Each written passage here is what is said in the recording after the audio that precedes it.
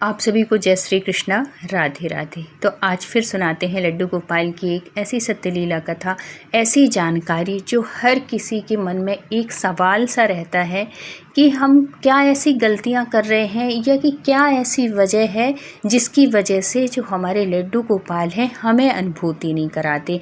हमसे क्या ऐसी गलतियां होती हैं। तो हम सब भक्तों से ऐसी 5 गलतियां होती हैं जिन गलतियों की वजह से हमारे जो लड्डू गोपाल हैं वो हमें अनुभूति नहीं कराते।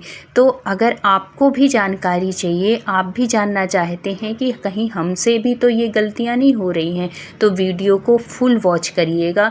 आपको भी इस बात का एहसास हो जाएगा। आप भी अगर इस चीज़ की ये गलतियां करते हैं तो वो गलती आप रोक दीजिएगा। फिर देखिएगा लड्डू गोपाल आपके जीवन में कैसे चमत्कार करते हैं और कैसे अनुभूतियां कराते हैं। क्योंकि हमसे जाने अनजाने ये गलतियां होती हैं, हम जानबूझ के नहीं करते, जाने अनजाने हमें मालूम ही नहीं होता है कि ये गलती है और हम वो गलती कर बैठते हैं। तो अगर आप भी चाहते हैं कि आपके लड्डू गोपाल आपको अनुभूति कराएं तो वीडियो को फुल वॉच करिएगा। चैनल में न्यू है तो सब्सक्राइब कर दीजिएगा। लड्डू गोपाल के भक्त हैं तो राधे राधे ज़रूर लिखिएगा कमेंट करके। तो इस कहानी के माध्यम से हम समझेंगे कि उस भक्त के जीवन में कैसे हुआ, कैसे उसने अपने 5 गलतियों को बंद किया, जो कि हम सब भी ये गलतियां करने से अपने आप को रोक सकते हैं। तो उत्तर प्रदेश के एक छोटे से शहर में कल्पना नाम की एक महिला रहती थी। वह बचपन से ही भगवान कृष्ण की बहुत बड़ी भक्त थी। जब वो थोड़ी बड़ी हो गई, शादी के लायक हो गई, तो उसकी शादी हो गई। शादी के बाद उसने बड़े प्रेम से अपने घर में लड्डू गोपाल लेके आई और उनकी सेवा शुरू की। रोज़ सुबह वो, जैसे हम सब भक्त लड्डू गोपाल की सेवा करते हैं, वो भी करती थी। रोज़ उनको स्नान कराती, रोज़ भोग लगाती, रोज़ उनकी आरती संध्या सब कुछ करती। बहुत भाव से उनकी सेवा करने लगी।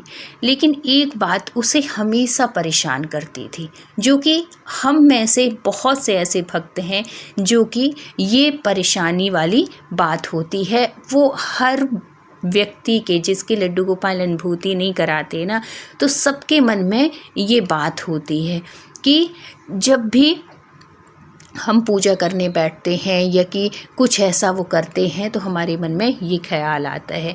वो परेशान हो जाती थी किस बात से कि जब भी वह किसी सत्संग में जाती तो लोगों से सुनती, लोग कहते कि मेरे लड्डू गोपाल रात में मेरे से बात करते हैं, मेरे लड्डू गोपाल रात में मुस्कुराते हैं, मेरे लड्डू गोपाल जी ने सपने में आकर दर्शन दिया, मेरे घर में उनकी दिव्य अनुभूति होती है। वो हमेशा ऐसी बातें सुना करती थी। तो उसके मन में ये विचार आता था। कल्पना ये सब सुनकर सोचती, मैं भी तो इतनी सेवा करती हूँ अपने लड्डू गोपाल की, ऐसे ही सेवा मैं भी करती हूँ, फिर मुझे ऐसी अनुभूति क्यों नहीं होती है? आखिर मेरी सेवा में क्या ऐसी त्रुटि हो रही है, क्या ऐसी गलती हो रही है? धीरे धीरे उसके मन में बेचैनी बढ़ने लगी, बहुत वो परेशान होने लगी। एक दिन उसने रोते हुए लड्डू गोपाल से कहा, बड़े भाव से आके कहा कि ठाकुर जी, क्या मेरी भक्ति में कोई कमी है? अगर मुझसे कोई गलती हो रही है तो मुझे भी बता दीजिए ना। जैसे आप हर भक्तों के स्वप्न में आते हैं, हर भक्तों को अनुभूति कराते हैं, तो वो कैसे आपकी सेवा करते हैं कि जिससे आप उन्हें अनुभूति कराते हैं, उनके स्वप्न में आते हैं, उनके साथ कोई लीला करते हैं? क्या मेरे से कोई त्रुटि हो रही है? क्या मेरे से कोई गलती हो रही है? क्या मैं आपकी वैसी सेवा नहीं कर पा रही हूँ? तो अगर कुछ है तो आप मेरे भी स्वप्न में आके बताइए। अगले दिन क्या होता है कि कल्पना मंदिर गई। वहाँ एक वृद्ध संत कथा सुना रहे थे। देखो, भगवान प्रत्यक्ष आके हमारी बातों का उत्तर नहीं देते, हमें कुछ ना कुछ ऐसे संकेत मिल जाते हैं। या ऐसा होता है कि जब हमारे मन में कोई प्रश्न चल रहा हो, कोई क्वेश्चन हो, कोई सवाल हो, तो ऐसे हम उसी टाइम पे हम कोई ऐसा फ़ोन उठाए, कुछ यूट्यूब खोले और हमारे सामने ऐसे वीडियो आ जाता है जो कि हमारे क्वेश्चन का, जो कि हमारे सवाल का, जिससे कि जवाब मिल जाता है। तो ये भी भगवान की बहुत बड़ी कृपा है। हमारे मन में कोई सवाल है, कोई शंका है और उसका समाधान किसी के द्वारा मिल जाए, चाहे वो घर के सदस्य के द्वारा, चाहे कोई वो बाहर वाला, यहाँ तक कि अगर आपके सवालों का उत्तर आपकी काम वाली से भी मिल जाए ना। कभी कभी ऐसे क्वेश्चन हो जाते हैं कि हमारी काम वाली भी उसका जवाब दे देती है। तो इसमें भी बहुत कृपा समझो भगवान की। भगवान किसी भी रूप में आपके सवाल का जवाब दे सकते हैं। तो ऐसे ही हुआ कल्पना के साथ। कल्पना भी उस दिन मंदिर गई। वहाँ एक बूढ़े से संत कथा सुना रहे थे। उन्होंने कहा, भगवान प्रेम के भूखे हैं, दिखावे के नहीं। सेवा में छोटी छोटी गलतियां भी मन की दूरी बढ़ा देती हैं।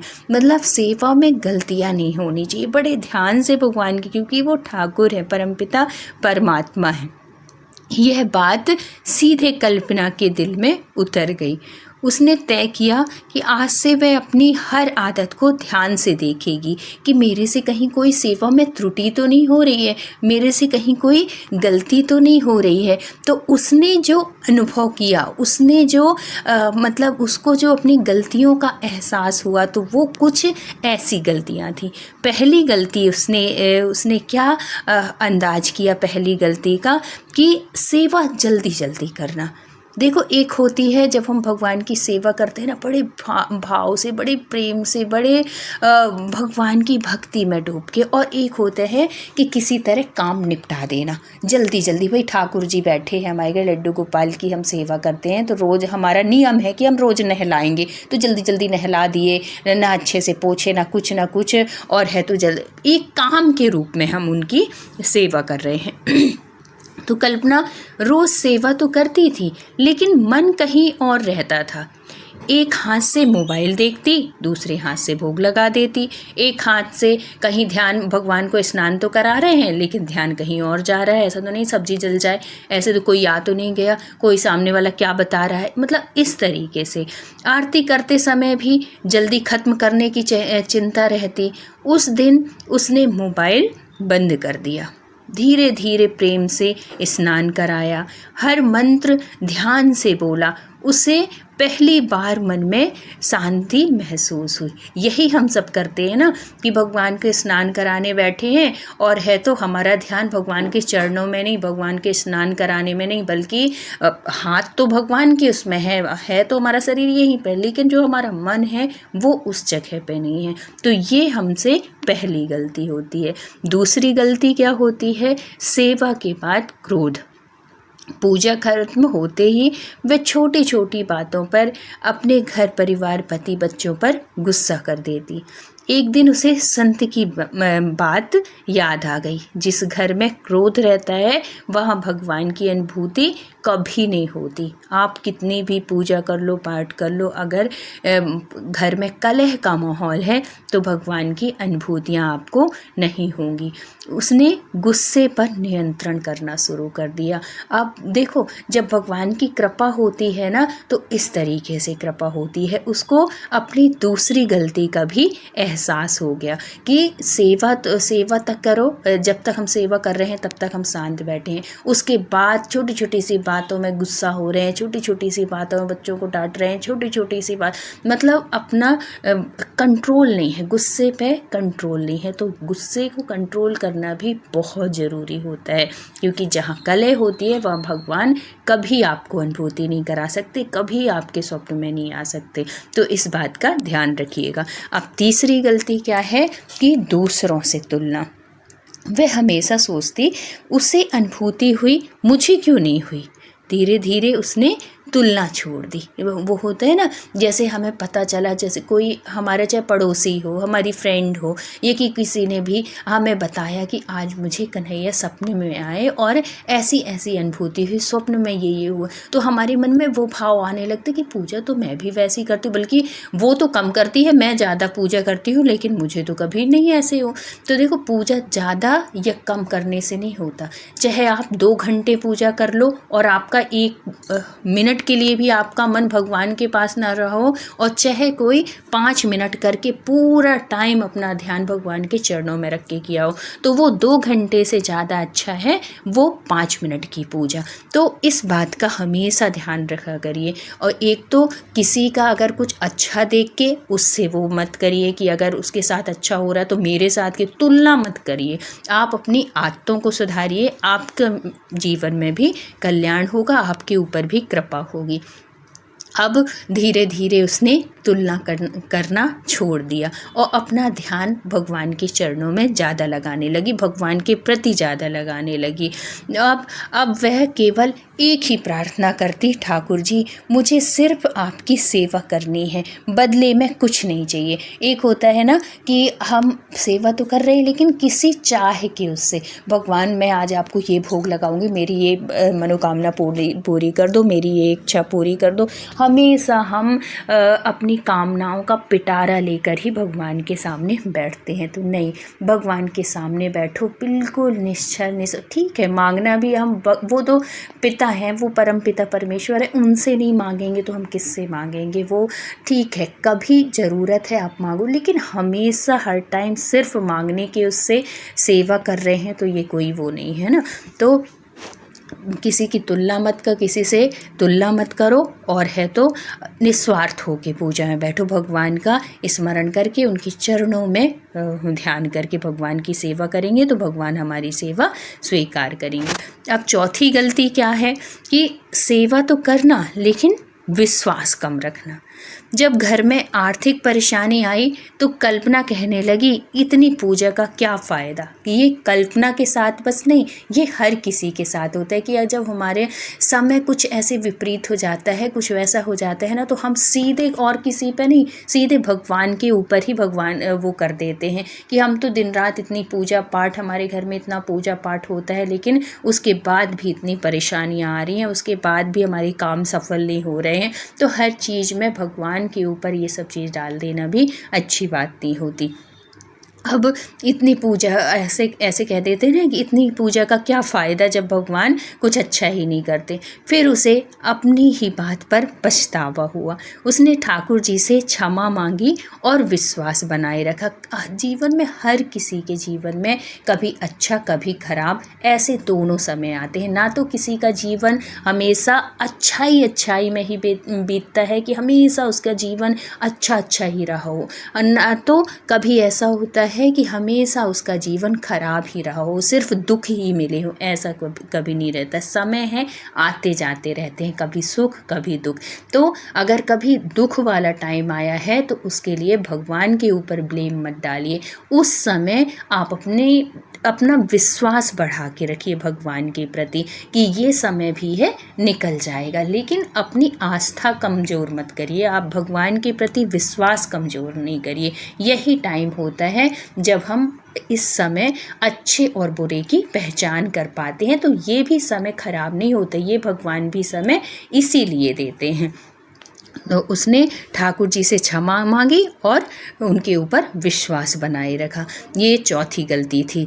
और पांचवी गलती और आखिरी गलती क्या होता है कि जो हम दिखावा करते हैं। दिखावा क्या, पहले वह हर सेवा की फ़ोटो सोशल मीडिया या कि हर कुछ भी पूजा कर रही है, पाठ कर रही है, कोई नए वस्त्र पहना रही है अपने ठाकुर जी को, कुछ वैसा भोग बना रही है, तो सबसे पहले वो अपने घर परिवार में सबसे बताती, कुछ कपड़े लाती, कुछ वो करती, सबसे बताती कि आज मैं अपने ठाकुर, जैसे कभी त्योहारों में अपने ठाकुर जी के लिए कुछ ज्वेलरी लाई, कुछ चांदी के कड़े लाई, कुछ पायलें लाई, कुछ भी लाई, तो वो पहले सब लोगों से बता देती कि मैं ये लेके आई हूँ। नहीं, अपने भगवान की कोई भी चीज़ है सीक्रेट ही रखिए, दिखावा की ज़रूरत नहीं है उनको। ये तो भक्त का प्रेम होता है कि हम अपने कन्हैया को जिस रूप में, जिस भाव में सेवा करते हैं, अगर हम उनको एक बेटे के रूप में सेवा करते हैं तो हमारा मन करता है कि हम अपने कन्हैया को बहुत सुंदर से तैयार करें, बहुत सुंदर से सजा के रखें। तो ये कोई वो वाली बात नहीं होती। ये देखो, ये वाली बात दूसरी है कि भाई हम वीडियो बना रहे हैं, हम कोई कहानी आप तक ये जानकारी पहुंचा रहे हैं, तो हम तो बनाएंगे ही, क्योंकि हम कहानी बनाएंगे तो हम तो लड्डू गोपाल की वीडियो ही दिखाएंगे ना, ये नहीं।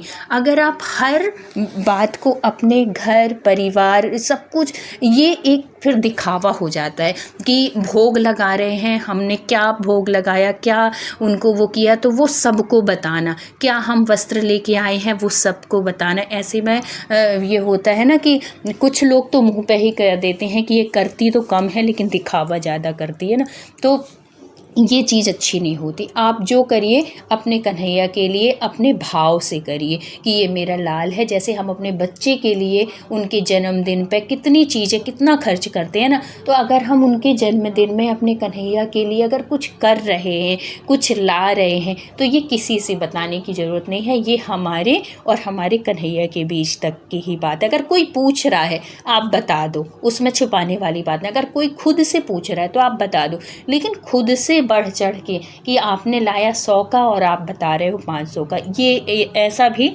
नहीं करना चाहिए। दिखावा भी नहीं करना चाहिए, क्योंकि भगवान तो सब जानते, भगवान के साथ क्या दिखावा करना। तो उसको अपनी इस गलती का भी एहसास हुआ और तब उसने सोचा, उसने कहा कन्हैया से, मेरे और मेरे ठाकुर जी के बीच की बात दुनिया को अब मैं नहीं बताऊंगी, किसी से नहीं बताऊंगी। उसने दिखावा करना छोड़ दिया। तो जब हम भगवान की शरण में जाते हैं ना, तो भगवान हमें बुद्धि ही ऐसी देते हैं कि जो हमारी कमजोरियां होती हैं, जो हमसे गलतियां होती हैं, उस गलती का समाधान हम स्वयं ही करने लगते हैं। और जब हमारी गलतियां सुधरती हैं तो भगवान की कृपा बढ़ जाती है और वो अनुभूतियाँ कराना शुरू कर दे। तो ये छोटी छोटी सी जो गलतियाँ हैं वो हम सब भक्तों से होती हैं जाने अनजाने। अब क्या होता है कि कुछ दिनों बाद एक रात, जन्माष्टमी से पहले की बात थी, कल्पना ने प्रेम से माखन मिश्री का भोग लगाया, आरती की, फिर बोली, ठाकुर जी अब मुझे किसी चमत्कार की इच्छा नहीं है, बस आपका प्रेम बना रहे। यही भक्ति की पहचान होती है। जब भक्ति बढ़ती है ना, सच्ची भक्ति बढ़ती है, तब किसी भक्त को चमत्कार नहीं चाहिए होता कि वो कोई चमत्कार करें तब हमें विश्वास होगा। हमें फिर हर पल उनके साथ रहने का एहसास होने लगता है। यही भगवान और भक्त की पहचान होती है। उस रात उसे एक सुंदर स्वप्न आया। उसने देखा एक नन्हा बालक पीले वस्त्र पहने मुस्कुरा रहा है। वह धीरे से बोला, कल्पना, मैं तो पहले दिन से तुम्हारे घर में था। दूरी मैंने नहीं बनाई थी, तुम्हारे मन की गलतियों ने बना दी थी। जब मन निर्मल हुआ तब तुमने मुझे महसूस कर लिया। कल्पना की आँख खुल गई, उसकी आँखों से आंसू बह रहे थे। घर में अद्भुत शांति थी। उसे लगा जैसे पूरा कमरा दिव्य आनंद से भर गया हो। एक अलग ही खुशबू उस जगह पे, उस मंदिर की जगह पे छा गई थी। उस दिन के बाद उसने कभी अनुभूति के पीछे भागी नहीं कि मुझे अनुभूति हो तब मुझे एहसास होगा कि कन्हैया मेरे साथ में है। अब उसका हर दिन केवल प्रेम, विश्वास और विनम्र सेवा में बीतने लगा। उसे हर क्षण, हर पल उसे अनुभूति ऐसी होने लगी कि कन्हैया मेरे साथ में है। तो इस कहानी से हमें ये संदेश मिलता है, लड्डू गोपाल की अनुभूति किसी चमत्कार का नाम नहीं है। जब सेवा में प्रेम हो, मन में विश्वास हो, व्यवहार में नम्रता हो और दिखावा ना हो, तब भक्ति का आनंद स्वयं अनुभूति बन जाता है। अगर ये कहानी आपको अच्छी लगी हो, जानकारी अच्छी लगी हो, तो प्लीज़ लाइक, शेयर और सब्सक्राइब करिएगा और अपनी इन गलतियों को ध्यान रखिएगा। इनकी बारे में नोटिस करिएगा। अगर आपके अंदर भी ये गलतियां हैं, ये त्रुटियां हो रही हैं, तो उसको सुधार करने की कोशिश करिएगा। फिर देखिएगा कि कितनी कृपा ठाकुर जी करते हैं और कितनी अनुभूतियाँ होती हैं। तो अगर चैनल में न्यू है तो ज़रूर सब्सक्राइब कर लीजिएगा। राधे राधे ज़रूर लिखिएगा। फिर मिलते हैं किसी सत्यलीला कथा के साथ। जब तक अपना ख्याल रखिए, अपनों का ख्याल रखिए। Thank you so much full watch करने के लिए। राधे राधे।